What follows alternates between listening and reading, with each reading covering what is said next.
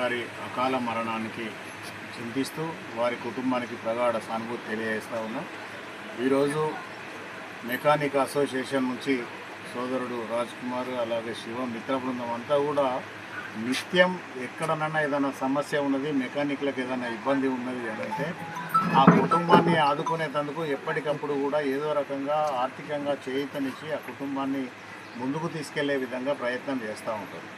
దానిలో భాగంగా ఈరోజు దాదాపుగా మా అసోసియేషన్ మిత్రులందరూ కూడా 150 నుంచి 200 మంది ఉంటారు.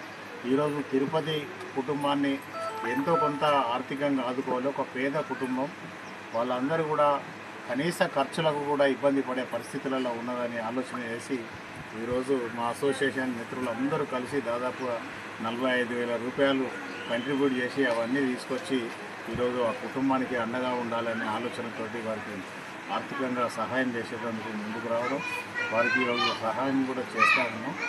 వారి కుమారుడు డీజిల్ మెకానిక్గా చేసిన అని చెప్తా ఉన్నారు. దానికి సంబంధించి కూడా భవిష్యత్తులో మా సోదరుడు వడ్లూరు రవి కార్పొరేటర్, ఇక్కడికి సంబంధించిన కార్పొరేటర్, భవిష్యత్తులో ఏదైనా ఎన్టీపీసీలో కానీ మిగతా ఎక్కడన్నా అకామిడేట్ చేసేటందుకు కూడా పూర్తి స్థాయిలో ప్రయత్నం చేస్తాం.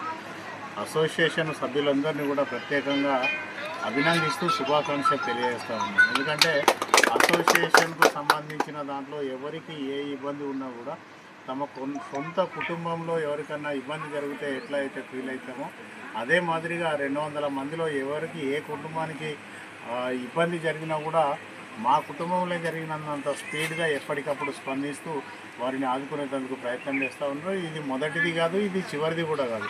ఇట్లా అనేక సార్లు జరిగింది.